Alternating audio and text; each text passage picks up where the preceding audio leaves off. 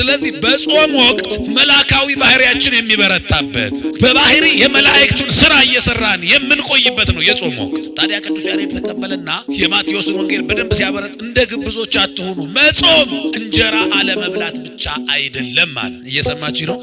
እንጀራ አለመብላት ብቻ አይደለም መጾም ማለት፣ ከዚህ የተለየ ነው መጾም። ይጹም አይን፣ ይጹም ልሳን፣ እዝንኒ ይጹም እምሰሚያ ህጹም አለ። ጆሮአችሁም ይጹም አይናችሁም ይጹም። ምንና ምን ይጹም? አይናችሁ መጥፎ ከማየት ይጹም ይከልከል ይቆጠብ። ጆሮአችሁም ሐሜትና ከንቱ ንግግር ከመስማት ይጹም ይከልከል ይቆጠብ። አንደበታችሁም የፍየል የበሬ ስጋ ከመብላት ብቻ ሳይሆን የሰው ስጋ በሐሜት ከመብላት ይጹም ይከልከል ይቆጠብ። ይሄ ካልሆነ ጾም እንጀራ አለመብላት ብቻ ከመሰላችሁ እንጀራ ባለመብላትማ ሰይጣንን በልቶ ያውቃል። በአፉ እህል ዙሮ ያውቅም ሰይጣን፣ ግን አንድ ቀን መልካም ስራ ሰርቶ ያውቃል። ጾም ከምግብማ ሰይጣንም ጾመኛ እኮ ነው። ሰይጣንም ጾመኛ ነው፣ በልቶ አያውቅም። ግን ደግሞ እሱ የሚጾመው ከእንጀራ ብቻ አይደለም፣ ከበጎ ነገርም ጾመኛ ነው። በጎ ነገር ነክቶ ያውቃል። ሁልጊዜ ክፋት፣ ሁልጊዜ በጎ ነገር የማይወጣው ነው። ስለዚህ ጾማችሁ ከምግብ ብቻ ተከልክሎ ግን ከክፉ ነገር ካልራቃችሁ ጾማችሁ ያው የሰይጣን ነው የሚመስል። ለካ እግዚአብሔር ላይ ያስችል አይሰጥም። እንዴት ነው የቻሉት? እንዴት ነው የኖሩት? ይሁላችሁ ከሩቅ የሚመጡ ደና ልብስ የለበሰ ሰው ሲያዩ በቃ ይሄ ሰው ተስፋ አለው፣ 10 ብር ቢያንስ ይሰጠኛል፣ አንድ ዳቦ ይገዛልኛል ብለው ይጠብቃሉ። እሱ አልፎ ሲሄድ ደግሞ ሌላ በዚህ በኩል ደግሞ የሚመጣው ያሉ ሲንከራተቱ አስቡ። በዚህ ህይወት ውስጥ የሚኖሩ ሰዎችን ማሰብ ነው ምጽዋት ማለት። ደግሞ የጾም እህቷ እቺ ነች፣ ምጽዋት ነች። ጾም ይውላችሁ የቁርስን ምግብ 6-7 ምሳ ሰዓት ላይ አጠጋግቶ አቻችሎ መብላት አይደለም። የቁርስን ሰዓት ዘሎ የቁርስን በጀት ለነዳያን ማዋል። አብቃቅተን አጠጋግተን ከተመገብነው ማያው ነው እኮ ተችሏል። በቃ ቁርስ ላይ የነበረው ሰዓቱ ብቻ ነው የተቀየረው። ይሄ ደግሞ በስራ መደራረብ ምክንያት ጾም ባይሆንም ልናደርገው ምንችለው ነው የሚሆነው። ስለዚህ ስትመጸውቱ አዋጅ አስነግራችሁ አይደለም፣ መልካም ስራ ሪፖርት አይቀርብም። ታስታውሳላችሁ በሉቃስ ወንጌል ላይ የተመዘገበው አንድ ጾም አለው ብሎ የሚያስብ በራሱ ሐሳብ በሳምንቱ 2 ቀን ጾም አለው አለ። አስራቴን በኩራቴን አወጣለሁ አለ። ሪፖርት እያቀረበ ነው። የሚመጸውተው ምጽዋት የሚጾመው ሐሙስ ቀን እየጾመ እኮ ነው ጾም አለው የሚለው። ይሄ ሪፖርቱ ለሱ ሊጸልይ ነው በእግዚአብሔር ፊት የቆመው። አንዳንድ ጊዜ መልካም ስራዎቻችን እየሰራ ነው እየጾም ነው ያለውን ጾም እንዳያበላሹብን ስትጾሙ እንደነማን እንደ ግብዞቻችሁ ስምህ ምን ይበል? ከመጀመሪያ ምስጋና ነው የምታቀርቡት። ምንም ይሁን ምን የጎደለው ነገር ቀጥሎ ልመናው ይደርሳል። ከነጉድለቱ ዛሬ ከደረሳችሁ ዛሬ በመድረሳችሁ ብቻ ብዙዎቹ ብዙ ነገር እያላቸው ቤት መኪና ብዙ ነገር እያላቸው ዛሬን ማየት አልቻሉ። ይሄ የገሌ ህንፃ ነበር፣ ይሄም የሱ መኪና ነበር እየተባለ እነሱ ሙተዋል። እያላቸው የሉም ማለት ነው ሀብቱ እያለ። እኛ ግን ባይኖረንም ከደረስ ከነጉድለቱ ከደረስ መጀመሪያ ተመስገን ነው ይባላል። ከዛ ደግሞ ምን ይባላል? የዕለት እንጀራችንን የጎደለውን አድርግልን እንላለን። እግዚአብሔር የሚጠቅመውን እየመረጠ ይሰጣል። እንዳልኳችሁ ቅድም ልጆች ነን ለእግዚአብሔር። ለልጆቻችን ወላጅ ብንሆንም ለልጅ ልጆቻችን አያት ብንሆን እንኳን ጥቁሩ ጸጉር አልቆ ነጭ ጥጥ ቢመስል እንኳን ለልጆቻችንና ለልጅ ልጆቻችን እንጂ ለእግዚአብሔር ምንድነን? ሁላችንም ልጆች ነን። ልጅ ደግሞ ልጅ ነው። የሚያብረቀርቅ ሁሉ ወርቅ ይመስለዋል። ከፍትፍቱ ይልቅ እሳቱን መጨበጥ ይፈልጋል። ስለዚህ ያንን የሚያጣራለት ወላጅ ነው። አባታችን እግዚአብሔር የሚጠቅመውን ደግሞ ሰምቶ ይመልሳል። እግዚአብሔር የሚጠቅመን በመስጠት ብቻ አይደለም በመከልከልም ነው። እየሰማችሁ ነው? የኛ ህይወት የቀጠለው ወላጆቻችን ፍትፍት ስላበሉን ብቻ አይደለም፣ በእሳት እንጫወት ስንል ስለከለከሉ ነው ዛሬ ደረስነው። ስለዚህ በመስጠታቸው ብቻ ሳይሆን ያኖሩን በምንም ጭምር ክፉን በመከልከላቸው ነው ያኖሩን። በዚህ ነው የምናመሰግናቸው። ስለዚህ እግዚአብሔርን ስናመሰግነው በሰጠን ነገር ብቻ አይደለም። የእግዚአብሔር እንደውም መከልከል የሚለው ቋንቋ ተርጉሞ መከለል ነው የሚባለው። እግዚአብሔር ሲከለክል እየከለከለን ሳይሆን ምን እያለን ነው? እየከለለን ነው። በሉ እስኪ እየከለለን ነው፣ እየከለከለን አይደለም። በጎ ቢሆን የሚከለክለው ነገር የለም። ክፉን ምን እያለ እየከለለ እየጋረደ ቢጠቅመን ሰው ስጋውን አብልቶ አሁን ሌላ ነገር ይከለክለናል። ቢከለክል ደሙን አይከለክልም እንዴ? ቢከለክል ስጋውን ከማብላት አይከለክልም። አሁን ስጋውን ያበላውን ቸራባት እንደው በሌላ ነገር ይታማል። አሁን ለካ እግዚአብሔር ላይ ያስችል አይሰጥም። እናንተ እንዴት ነው የቻሉት? እንዴት ነው የኖሩት? ይሁላችሁ ከሩቅ የሚመጡ ደና ልብስ የለበሰ ሰው ሲያዩ በቃ ይሄ ሰው ተስፋ አለው፣ 10 ብር ቢያንስ ይሰጠኛል፣ አንድ ዳቦ ይገዛልኛል ብለው ይጠብቃሉ። እሱ አልፎ ሲሄድ ደግሞ ሌላ በዚህ በኩል ደግሞ የሚመጣውን ያያሉ ሲንከራተቱ። አስቡ። በዚህ ህይወት ውስጥ የሚኖሩ ሰዎችን ማሰብ ነው ምጽዋት ማለት። ደግሞ የጾም እህቷ እቺ ነች፣ ምጽዋት ነች። ጾም ይውላችሁ የቁርስን ምግብ 6-7 ምሳ ሰዓት ላይ አጠጋግቶ አቻችሎ መብላት አይደለም። የቁርስን ሰዓት ዘሎ የቁርስን በጀት ለነዳያን ማዋል።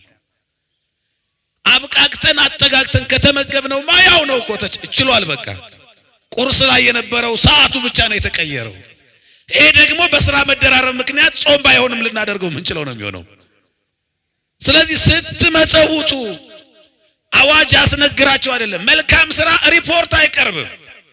ታስታውሳላችሁ በሉቃስ ወንጌል ላይ የተመዘገበው አንድ ጾም አለው ብሎ የሚያስብ በራሱ ሐሳብ በሳምንቱ 2 ቀን ጾም አለው አለ። አስራቴን በኩራቴን አወጣለሁ አለ። ሪፖርት እያቀረበ ነው። የሚመጸውተው ምጽዋት የሚጾመው ሐሙስ ቀን እየጾመ እኮ ነው ጾም አለው የሚለው። ያው ይሄ ሪፖርቱ ለሱ ሊጸልይ ነው በእግዚአብሔር ፊት የቆመው። አንዳንድ ጊዜ መልካም ስራዎቻችን እየሰራ ነው እየጾም ነው ያለውን ጾም እንዳያበላሹብን ስትጾሙ እንደነማን እንደ ግብዞች አትሁኑ። ግብዞች ሲጾሙ ጾመኛ ተብለው ለመወደስ ፊታቸውን ያጠወልጋሉ። ሰው እንዲያውቅላቸው ይፈልጋሉ። መልካም ስራቸውን ሁሉ በታይታ ያደርጋሉ። እናንተ ግን እንደዚህ አታደርጉ። የምትጾሙት ለማን ነው? ጾም ምንድነው? እስኪ ስለ ጾም እናወራ ትንሽ። ጾም ይላል ቅዱስ ያሬድ እስመ ጾም ቀዳሚት ሕግ። ጾም ማለት የመጀመሪያዋ ትእዛዝ ናት ይላል። ጾም ማለት ምንድናት? ምን ማለት ነው? እግዚአብሔር ሰውን ፈጥሮ ለመጀመሪያ ጊዜ ያዘዘው ትእዛዝ ምንድነው? አትብላ የሚል አይደል? የመጀመሪያ ትእዛዙ የሰው ልጅ ለመጀመሪያ ጊዜ ጆሮ የሰማው ትእዛዝ እኮ ዕፀ በለስን ምን አትበል አትብላ። አለመብላት ማለት መጾም ማለት ነው። ጾም ማለት መከልከል፣ መቆጠብ፣ ለእግዚአብሔር ፈቃድ ሲሉ ፈቃድን ለእግዚአብሔር መሰዋት ነው ጾም ማለት። ለእግዚአብሔር ሲሉ የምንፈልገውን ስጋ የሚፈልገውን ነገር ትቶ ነፍስ የምትፈልገውን ነገር ማቅረብ ነው ጾም ማለት። ስለዚህ ጾም የመጀመሪያዋ ትእዛዝ ናት። አዳም በዘመኑ የታዘዘው ዕፀ በለስን አትብላ የሚል ትእዛዝ ነው። ሌላ ትእዛዝ የለም በአዳም ዘመን። አዳም አትስረቅ አልተባለም። አዳም አታመንዝር አልተባለም። አዳም በሐሰት አትመስክር አልተባለም። ለምን? በአዳም ዘመን ማን አለና ይሰረቃል? በአዳም ዘመን ማን ከሳሽ ማን ተከሳሽ ማን ፈራጅ ዳኛ አለ? ማንስ ደግሞ የት ፍርድ ቤት አለና ነው በሐሰት የሚመሰክረው? በአዳም ዘመን ያለው አዳም ነው። አታመንዝር ቢባል አዳም ከሔዋን ውጭ ሌላ ሴት የታለ? ላመንዝር ቢልስ? ስለዚህ እግዚአብሔር ሊሰራ የሚችል ሕግ ነው የሚያወጣው።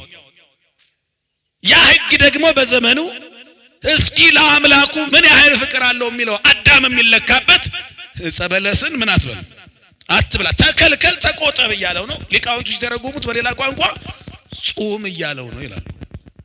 ስለዚህ ጾም ምንድናት ከተባለ የመጀመሪያው ሕግ ናት። ጾም ምንድናት? የመጀመሪያው ሕግ ናት። ሁለተኛ ጾም ምንድናት ከተባለ ጾም የነፍስን ቁስል የምትፈውስ መድኃኒት ናት። እስቲ ጾም መድኃኒት ናት በሉ። መድኃኒት ናት ጾም። ቅዱስ ያሬድ እንደዚህ ነው የሚለው፣ ጾም ትፈውስ ቁስለ ነፍስ ወታጸምም ኩሎ ፍቶታተ ዘሥጋ። ጾም የነፍስን ቁስል ትፈውሳለች። ጾም ምንድነው ነፍስ ምንድነው የሚያቆስላት? ኃጢአት ነው፣ በደል ነው የሚያቆስላት። ጾም ያንን ኃጢአት ያቆሰላትን ነፍስ በኃጢአት የቆሰለችዋን ነፍስ የሚፈውስ መድኃኒት ነው ጾም ካለ በኋላ መላእክትን የምታስመስለንም ጾም ናት አለ። ማንን የምታስመስል? መላእክትን የምታስመስለን። የስጋችንን ፍላጎት ለነፍሳችን የነፍሳችንን ፍላጎት ለአምላካችን የምናስገዛበት ነው ጾም። በጾም ወቅት አስቡት፣ ስጋችን ስጋዊ ፍላጎቱን ትቶ በጾምንበት ሰዓት መላካዊ ባህሪያችን ይበረታል። በውስጣችን 2 አይነት ባህሪ ነው ያለው በዋናነት ሲከፈል፣ የእንስሳት ባህሪና የመላእክት ባህሪ ነው በውስጣችን ያለው። የምንና የምን?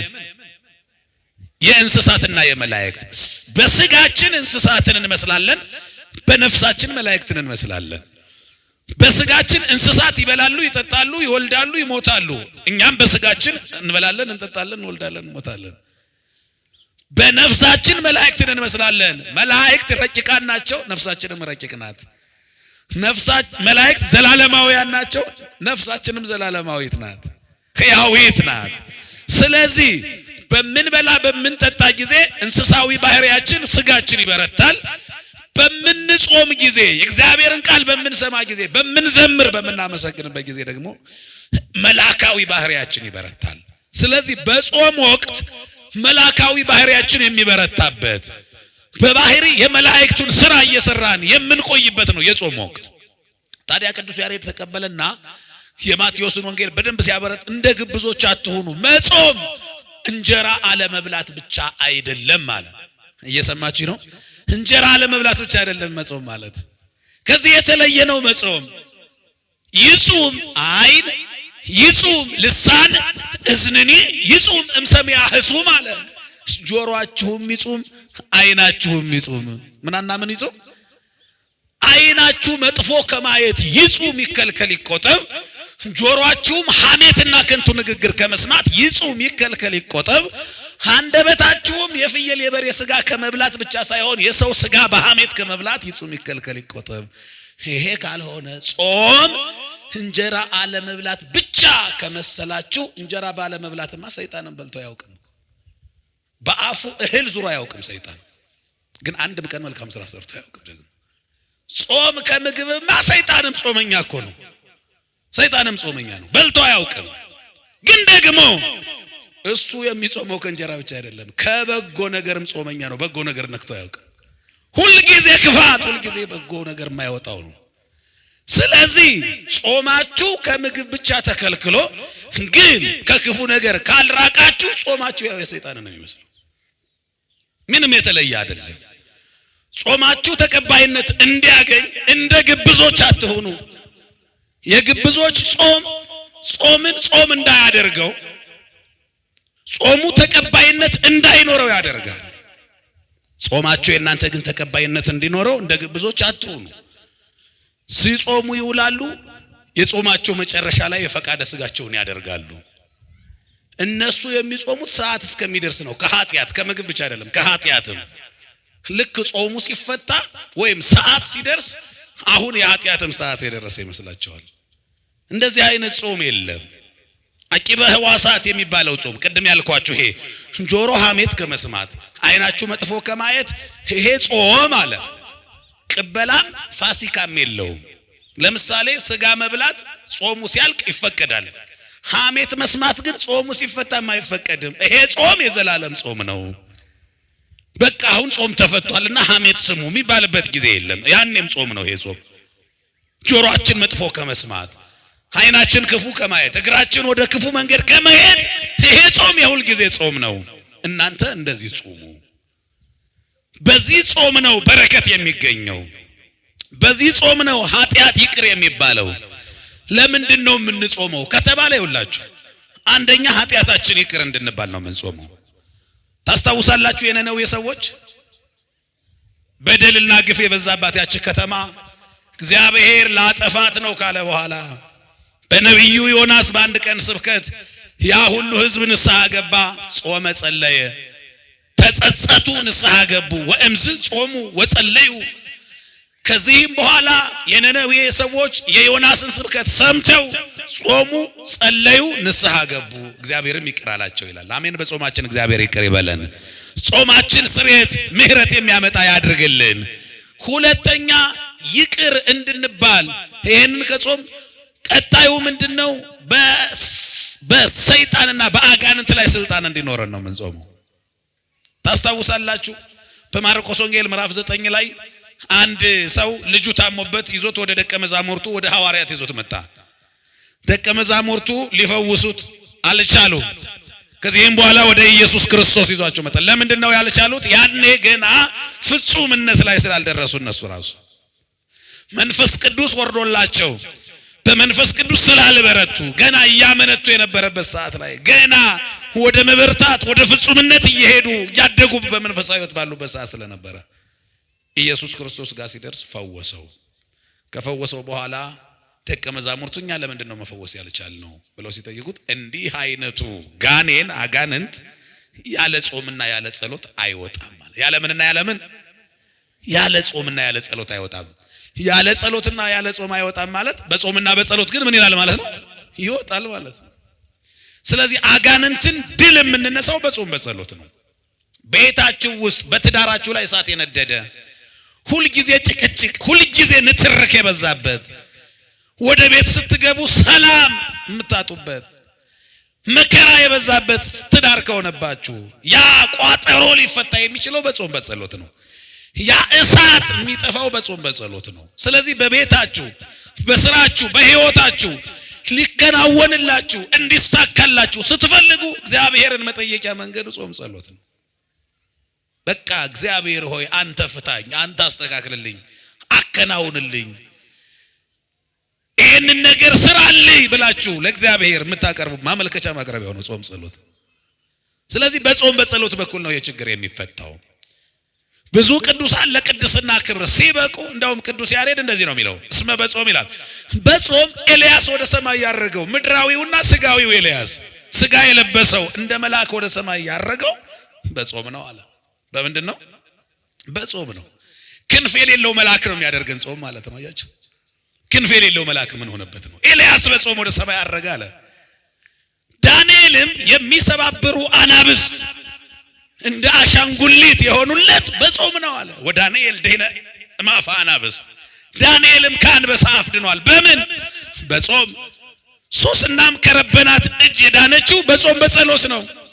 አናንያ አዛሪያ ሚሳኤልም ከሚነደው እሳት የዳኑት በምንድን ነው? በጾም በጸሎት ነው። ይኸውላችሁ ጾም ጸሎት ያንን የነደደውን እሳት ውሃ የሚያደርግ ከሆነ በጾም ጸሎት በእኛ ጾም ጸሎትም በእኛ ህይወት ውስጥ የሚነደውን እሳት ሊያጠፋ ይችላል አይችልም? ይችላል። አምናችሁ ንስሐ ገብታችሁ አድርጉት። ይችላል እግዚአብሔር። ያ እግዚአብሔር ዛሬም ስራ ላይ ነው። ያ እግዚአብሔር ዛሬም ጡረታ አልወጣም። ያ እግዚአብሔር የዓመት እረፍት አይወስድም። አያችሁ፣ ሁል ጊዜ ይሰራል ያለ እረፍት፣ ሁል ጊዜ ይሰራል ያለ መታከት። አንድ ቀን ረፍዶበት አያውቅም። ቀንና ሌሊቱን ሲያፈራርቅ አይታችሁታል። አንድ ቀን ረፍዶበት አያውቅም። ያለ ኮሚቴ እኮ ነው የሚሰራው ይሄ ስራ። ያለ ምክትል ሊቀመንበር ያለ ጸሐፊ እኮ ነው የሚሰራው ይሄ ስራ። እንዴት አንድ ቀን አይረፍድበትም? እግዚአብሔር ይችላልና ማይደክም ያለ እረፍት የሚሰራ አያችሁት። ሁሉ ጊዜ ስራ ላይ የሆነ እግዚአብሔር አረፈ ተብሎ ለኛ ምሳሌ እንዲሆን የተጻፈው በሰንበት ነው። እየሰማችሁ ነው? አዎ። ስለዚህ እግዚአብሔር ይህንን ያህል ሲሰራ አይሳሳትም። እግዚአብሔር ይህን ያህል ዘመን ሲሰራ አይደክምም። እግዚአብሔር ይህን ያህል ዘመን ሲሰራ በስራው ስህተት እንከን የለበትም፣ ጉድለት የሌለበትም። ሁል ጊዜ እንዲህ ድንቅ አድርገው ይሰራል እግዚአብሔር። ምስጋና ለስሙ ይሁን፣ እግዚአብሔር ይመስገን። ስለዚህ እግዚአብሔር በዚህ ልክ የሚሰራ አምላክ ነው። ለሱ ለዚህ ኃያል ገናና አምላክ መገዛት፣ እሱን መውደዳችንን ማረጋገጫው ጾም ጸሎት ነው። ከሱ ጋር በነገራችን ላይ ጸሎት ማለት ከዚህ ድንቅ ቸር አምላክ ጋር የምንነጋገርበት የፍቅር ወግ ነው። ጸሎት ማለት ልጅ ከሚወደው አባቱ ጋር የሚያደርገው ንግግር ነው። ያ ቋንቋ ጸሎት ይባላል። አባታችን ሆይ እያልን አይደል የምናወራው? ከእግዚአብሔር ጋር እኮ ነው የምንነጋገረው። እንዲያውም እንደዚህ ይላል፣ በጸሎት ጊዜ ማን ነው የሚናገረው? ደህና አደራችሁ፣ ደህና አደራችሁ ወይ? በጸሎት ጊዜ ማን ነው የሚናገረው? እግዚአብሔር እንዳትሉ። አይ በጸሎት ጊዜማ እግዚአብሔር አይናገርም እንዴ? በደላችንን ይቅር በለን ነው አይደል ጸሎት ማለት አይደል? እና እግዚአብሔር ነው እንደዚህ የሚለው። በጸሎት ጊዜ እኛ ነን የምንናገረው። አባታችን ሆይ ምንለው እኛ አይደለ? ስምህ ይቀደስ ምንለው። የዕለት እንጀራችን ስጠን አይደል? እግዚአብሔርማ እንደዚህ አይልም። እግዚአብሔር ማን ነው በጸሎት ጊዜ የሚናገረው? እኛ ነን የምንናገረው። በጸሎት ጊዜ እኛ እንናገራለን። ማን ይሰማል? እግዚአብሔር ሰምቶ ይመልሳል። በወንጌል ጊዜ፣ በዝማሬ ጊዜ፣ በቅዳሴ ጊዜ፣ በኪዳን ጊዜ ደግሞ ማን ይናገራል? እግዚአብሔር ይናገራል፣ እኛ እንሰማለን። አያችሁ፣ ተራ በተራ በመደማመጥ ነው። በጸሎት ጊዜ እኛ እንናገራለን፣ እግዚአብሔር ሰምቶ ይመልሳል። በወንጌል ጊዜ እግዚአብሔር ይናገራል፣ እኛ ሰምተን አንተገብርም። ችግሩ ይሄ ነው። በሰላም አሳድረኝ ያልነው ትናንትና ጸለይን እንዲህ ብለን ይሄው አሳደረን፣ ሰማን፣ ደግሞ አደረገው እግዚአብሔር። ከኃጢአት ርቃችሁ ኑሩ ብሎ ደግሞ እግዚአብሔር ይናገራል፣ እኛ ሰምተን አንተገብረው። እኛን ስማን ነው እንጂ የምንለው ልስማህ እስኪ አንለውም እግዚአብሔርን። እኛን ሰምቶ እንዲተገብር ነው እንጂ የምንፈልገው እሱን ሰምተን እንድንተገብር አንፈልግም። ስለዚህ እግዚአብሔር ሁሉ ጊዜ ክርክራችን ምንድነው? እግዚአብሔር አልሰማኝም የምትሉ ሰዎች ካላችሁ አንተ ሰምተዋል ወይ? መጀመሪያ አልሰማነውም እኮ እንዲያውም እግዚአብሔር ስለሆነ እንጂ እኮ ዛሬን እንኳን እንድና የሚያደርግ እኮ አንድ በጎ ነገር የለንም። ኃጢአተኑ ተታቀብ ይላል ቅዱስ ያሬድ። እያንዳንዱን ኃጢአት እግዚአብሔር ቢቆጣጠር ኑሮ በአንተ ፊት ማን ይቆም ነበራል? ማን ይቆማል በሱ ፊት? ማን ይገባል እዚህ ቅዱስ ቦታ ላይ? ማንም አይገባም እኮ። አንድ ሊቅ እንዲያውም እንደዚህ ይላል፣ እያንዳንዱን ኃጢአተኛ እየያዘ እግዚአብሔር እስር ቤት ቢያስገባ፣ ወዲያው ኃጢአት ሲሰራ እየያዘ እስር ቤት ቢያስገባ፣ ሁሉም እስረኛ ሆኖ ለእስር ቤት ጥበቃ እንኳን የሚሆን አንድ ሰው ንጹህ ሰው ይጠፋ ነበር። ሁሉም በድለዋል፣ የእግዚአብሔር ክብር ጎሏል፣ ከክብር የጎደለ ነው ሁሉ። ግን በምህረቱ ቆመናል። እየሰማችሁ ነው? በስራችን አይደለም። በምኑ ነው? በማርያም ተናገሩ። በምህረቱ በሉ እስኪ። በምኑ ቆመናል? በምህረቱ አድረናል። በምህረቱ ኖረናል። በቸርነቱ እንደ ስራችን ቢሆን ማን ይቆማል እዚህ? ማን ስሙን ይጠራል? ማን አንደበቱ ያልቆሸሸ ማን አለ? ይሄን ቅዱስ ስም ሊጠራ የሚችል ማንም እኮ የለም። በምህረቱ ቆመናል። ስለዚህ ይሄንን ቸርነት አስቦ ከዚህ ወዳጅ ከእግዚአብሔር ጋር የምንነጋገርበት ያ ቋንቋ ጸሎት ይባላል። ምን ይባላል?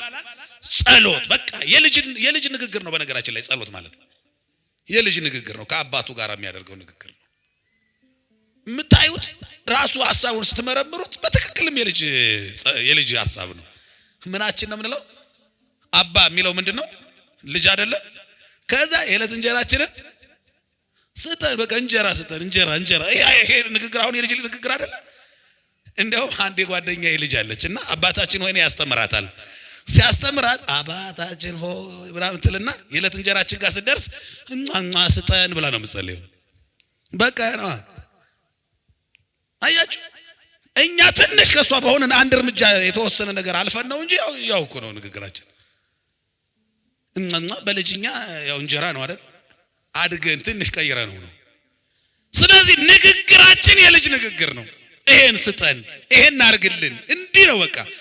ጸሎት በውስጡ ሁለት ሐሳብ ነው የሚያካትተው፣ ምስጋናና ልመና። ጸሎት በውስጡ ስንት ነገር የሚይዘው? ሁለት ነው በውስጡ። ምንና ምን? ምስጋናና ልመና። ከሁለቱ ማን ነው የሚቀድመው?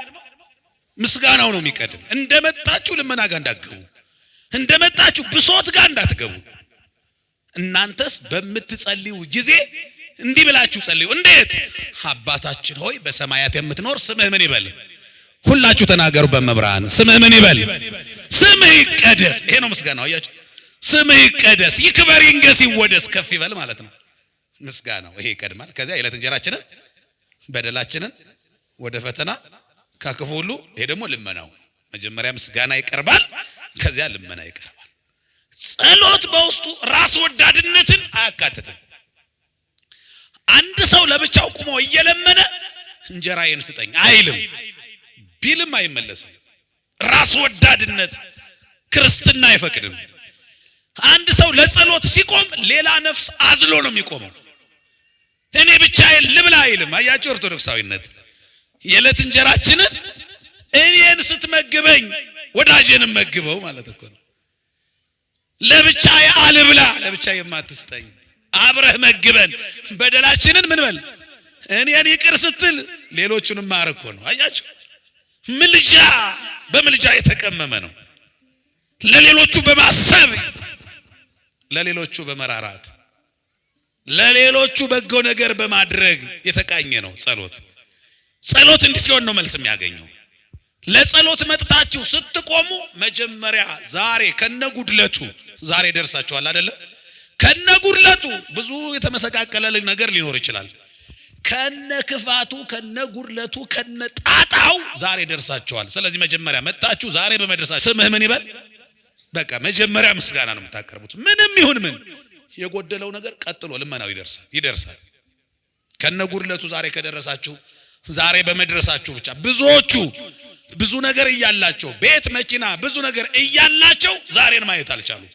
ይሄ የገሌ ህንጻ ነበር፣ ይሄም የሱ መኪና ነበር እየተባለ እነሱ ሙተዋል።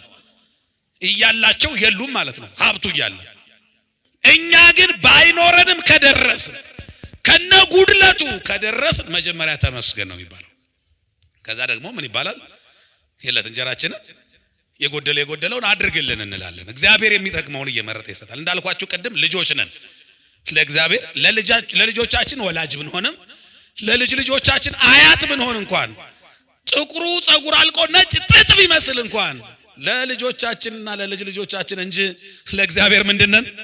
ሁላችንም ልጆች ነን። ልጅ ደግሞ ልጅ ነው። የሚያብረቀርቅ ሁሉ ወርቅ ይመስለዋል። ከፍትፍቱ ይልቅ እሳቱን መጨበጥ ይፈልጋል። ስለዚህ ያንን የሚያጣራለት ወላጅ ነው። አባታችን እግዚአብሔር የሚጠቅመውን ደግሞ ሰምቶ ይመልሳል። እግዚአብሔር የሚጠቅመን በመስጠት ብቻ አይደለም በመከልከልም ነው። እየሰማችሁ ነው? የኛ ህይወት የቀጠለው ወላጆቻችን ፍትፍት ስላበሉን ብቻ አይደለም፣ በእሳት እንጫወት ስንል ስለከለከሉን ነው ዛሬ ደረስነው። ስለዚህ በመስጠታቸው ብቻ ሳይሆን ያኖሩን በምንም ጭምር ክፉን በመከልከላቸው ነው ያኖሩን። በዚህም ነው የምናመሰግናቸው እኮ። ስለዚህ እግዚአብሔርን ስናመሰግነው በሰጠን ነገር ብቻ አይደለም። የእግዚአብሔር እንዳውም መከልከል የሚለው ቋንቋ ተርጉሞ መከለል ነው የሚባለው። ለእግዚአብሔር ሲከለክል እየከለከለን ሳይሆን ምን እያለን ነው? እየከለለን ነው። በሉ እስኪ እየከለለን ነው፣ እየከለከለን አይደለም። በጎ ቢሆን የሚከለክለው ነገር የለም። ክፉን ምን እያለ እየከለለ እየጋረደ ማለት ነው። ቢጠቅመን ሰው ስጋውን አብልቶ አሁን ሌላ ነገር ይከለክለናል? ቢከለክል ደሙን አይከለክልም እንዴ? ቢከለክል ስጋውን ከማብላት አይከለክልም? አሁን ስጋውን ያበላውን ቸራባት እንደው በሌላ ነገር ይታማል። አሁን እግዚአብሔር ያሳያችሁ። ስለዚህ በጸሎት በኩል መጀመሪያ አስቀድመን የምናስይዘው ቀብድ ወይ ይኩን ፈቃድህ ከብለናል። ፈቃድህ ይሁን በቃ ያንተ የሱ ፈቃድ የሆነው ይሁን። ስለዚህ ይሄ ነው ጾም ጸሎት። ይሄንን የምናከናውንበት በዚህ ወቅት ነው። ይህ ዕለት ስለ ዕለቱ ላውራችሁና ልጠቅልለው። ቅድስት ይባላል። እስኪ ምን ይባላል አልኳችሁ? ሰንበት በዚህ ልክ ነው የምትከብረው። ሰንበት የምትከብርበት እስቲ ስለ ሰንበት ምን ይሰማችኋል? ሰንበት ማለት በወር 4 ጊዜ የምትነግስ ብቸኛዋ በዓል ናት። ሰንበት ማለት ከቀናት ሁሉ የመጀመሪያዋ ቀን ሰንበት ናት። እግዚአብሔር ይህን ሰማይ የዘረጋው መቼ ነው? እሁድ ነው። ሁለት ሰንበት ነው ያለው። በነገራችን ላይ ሰንበተ አይሁድ የሚባል የቅዳሜው አለ። ሰንበተ ክርስቲያን ማለት ደግሞ ይሄ እሁድ ነው። የክርስቲያኖች ሰንበት ማለት እሁድ ነው። እሁድ ስለ እሁድ ነው ካሁን በኋላ የምንነጋገረው። እሁድ የቀናት ሁሉ ምንድናት አልኳችሁ? የቀናት ሁሉ መጀመሪያ ናት። መጀመሪያነቷ ብቻ አይደለም መጨረሻዋም እሷ ናት። በሰማይ ሰኞ ማክሰኞ የሚባል ቀን የለም። ሁሉ ጊዜ እሁድ ነው። ይሄን ሐሳብ ልንገራችሁና ትምህርቱን ልጠቅልለው። እግዚአብሔር የሚመጣው በሰንበት ነው። ይመጣና ሁለት ቃል ይናገራል። ቃለ ሞትና ቃለ ሕይወት የሚባል። ቃለ ሞት ለኃጥአን እናንተ እርጉማን ከኔ ወግዱ የሚል ቃል ያሰማል። ከዚህ ሰውረን መድኃኒዓለም። ሁለተኛው ቃል ቃለ ምን ይባላል? ቃለ ሕይወት ይባላል። ምንድነው ቃሉ? እናንተ የአባቴ ቡሩካን ወደኔ ኑ የሚለው ነው። ይሄን ያሰማን። አሜን በሉ። ቤተ ክርስቲያን ለልጆቿ ምን አይነት ምርቃት እንደምትመርቅ ይሁት። ለአገልጋዮቿ ምን ያሰማልን? አረ በሉ። ከዚህ የሚበልጥ ምርቃት በምድር ላይ የለም። የምርቃቶች ሁሉ ቁንጮ ቃለ ሕይወት ያሰማልን። ይሄንን የሚያህል ምርቃት የለም። እንዲያው አንድ ሰው በጎ ነገር አድርጎላችሁ ቃላት ካጣችሁ ቃለ ሕይወት ያሰማ በሉ። ዝም ብላችሁ ምን ማለት ነው ካላችሁ ክርስቶስ ሲመጣ ከገቡ መውጣት ካገኙ ማጣት የሌለባትን የዘላለም ዕረፍት የሆነችዋል ሀብታም በሀብቱ የማይንደላቀቅበት፣ ድሃው በድህነቱ የማይሳቀቅበት፣ አንዱ በደም ብዛት አንዱ በደም ማነስ እንዲሁ ተቃራኒ ህይወት የሌለባት ሁሉ አጭር የለም ረጅም የለም ቀይ የለም ጥቁር የለም በነፍስ መልክ ነው የምንነሳው። ያኔ ኑሮው የነፍስ ነው። እየሰማችሁ ነው? ይሄ ኑሮው የምንድነው? የሥጋ አይደለም። አሁን ጦር ሲወጋ ነው የሚያመው የሚደማው የሚቆስለው ምናችን ነው? ነፍስ አብራለች፣ ግን የሚቆስለው ስጋችን ነው፣ የሚጠወልገው ስጋችን ነው፣ የሚወፍረውም ስጋችን ነው፣ የሚከሳውም ስጋችን ነው። በዚያ ግን ደስታውም ሐዘኑም የነፍስ ነው የሚሆነው። በነፍስ መልክ ነው የምንነሳው። በነፍሳችን መልክ ደግሞ ቀይና ጥቁር የለም። ታውቃላችሁ? እንኳን በነፍሳችን ይቅርና በደማችን እንኳን ደማችን እንኳን አንድ አይደል። ቆዳችን እኮ ነው የሚለያየው። ታውቃላችሁ አይደል? ቆዳችን ብቻ እኮ ነው የሚለያየው። ስጋችንም አንድ አይነት ነው፣ ደማችንም እኮ አንድ አይነት ነው፣ ነፍሳችንም አንድ አይነት ነው ከለሩ ማለት ነው። በነፍስ መልክ ነው የምንነሳው። ያኔ እንነሳለን። ተነስተን እስከ የሌለው ዘመን ነው የምንኖረው። ገደብ አልባ ጊዜ ነው ያለው። በዚያ ክርስቶስ ይመጣና ለጻድቃን ቃለ ሕይወት ያሰማቸዋል። እናንተ የአባቴ ቡሩካን ወደኔ ነው። ቃለ ሕይወት ያሰማልን ማለት ያን ጊዜ ቅዱሳንን ወደኔ ኑ ወደ ረፍቱ ቦታ ለዘላለም ግቡ ሲል አብሮ ያስገባልን ማለት ነው። ሁላችንንም ያስገባን፣ ሁላችንንም ቃለ ሕይወት ያሰማን። ስለዚህ ይመጣና ሰማይና ምድር ያልፋል፣ ፀሐይና ጨረቃም ያልፋሉ። በዚያች ከተማ በመንግስተ ሁለት ዓለም አለ በሰማይ። ያኔ አንደኛው የማይነጋ ሌሊት ነው ያለበት ገሃነመ እሳት የሚባለው ማለት ነው። ምን የማይል ሌሊት? የማይነጋ ሌሊት ነው። ሁለተኛው ደግሞ የማይመሽ ቀን። ያኔ ፈረቃ የለም። አንዱን ቦታውን ይዛል፣ አንዱ ጋር ቦታውን ይዛል። ቀኑም አይመሽም፣ ሌሊቱ ምን አይልም። በገሃነመ እሳት ያለው ሌሊቱ ምን አይልም፣ አይነጋም። በመንግስተ ሰማያት ያለው ደግሞ ቀኑ ምን አይልም፣ አይመሽም። ለምን? ራሱ ክርስቶስ ነው የሚያበራው። ከጨለማ ጋር በፈረቃ የማይሰራው የጽድቅ ፀሐይ፣ የማይጠልቀው ፀሐይ፣ የማይጠፋ ፋኖስ ለቅዱሳን ዘወትር የሚያበራው ፀሐይ ነው የሚያበራው። ስለዚህ በዚያ ቦታ የሚመጣው መቼ ነው? እሁድ ነው። እሁድ ይመጣና መንግስቱን ያወርሳል። ከዚያ በኋላ መሽቶ አይነጋም። መሽቶ ካልነጋ ሁሉ ጊዜ ቀኑ ማን ነው? እየሰማችሁ ነው? ይሄ ቀን አሁን ባይመሽ፣ ይሄ አሁን ዛሬ ማን ነው ቀኑ? እሁድ ነው አይደል? በዚሁ ቢቀጥል ረጅም ቀን ቢሆን መሽቶ ባይነጋ ሁሉ ጊዜ ምንድነው የሚሆነው? እሁድ ነው። ስለዚህ ክርስቶስ እሁድ ይመጣል። እሁድ ይመጣና ፀሐይና ጨረቃን አሳልፎ እሱ ማብራት ይጀምራል። እሱ ደግሞ ከጨለማ ጋራ በፈረቃ አይሰራም። ሁሉ ጊዜ ያበራል። ሁሉ ጊዜ ያበራ የሚቀጥል ከሆነ ሁሉ ጊዜ ቀኑ ምንድነው? ሁሉ ጊዜ እሁድ ነው። በሰማይ ሰኞ ማክሰኞ የለም ማለት ነው። የዘላለም ቀን እሁድ ናት። እረፍት እሁድ ማለት ራሱ ክርስቶስ ነው። እረፍት ነው። አይውላችሁ ሰንበትን ስታስቡ የቀን ጉዳይ እንዳታደርጉት። የሰንበት ጌታዋን ነው የምናከብረው። ሰንበትሰ ኢኮነት ዕለተ አላ አነ ውእቱ ይላል ድርሳነ ሰንበት ላይ። ሰንበት ማለት ቀን እንዳይመስላችሁ እኔ ነኝ ራሴ የሰንበት ጌታዋ። ዓለምን የሰራሁበት፣ ዓለምን እየመገብኩ እየጠበቅኩ የማኖርበት እኔን ማክበር ነው። እየሰማችሁ ነው አይደለም? ስለዚህ ክርስቶስ ለዘላለም ነግሶ የሚኖርባት እኛም ያንን የዘላለም ምስጋና ከመላእክቱ ጋር አብረን ሆነን የምናመሰግንበት ያቺ ቀን ሰንበት ናት። ስለዚህ በየሳምንቱ ለምንድነው ተሰብስበን የምናከብራት ከተባለ በሰማይ የምንኖረው ኑሮ ዋዜማውን እያከበርን ነው። በዘላለም ሰንበት ይሰብስበን፣ አሜን በሉ። ያኔ በሰማይ ለዘላለም ሰንበትን እያከበርን ከሰንበታችን ከክርስቶስ ከእረፍታችን ከክርስቶስ ጋር ነው የምንኖረው። ለዚያ ክብር ሁላችንንም ያብቃን። የሰማነውን ይባርክልን።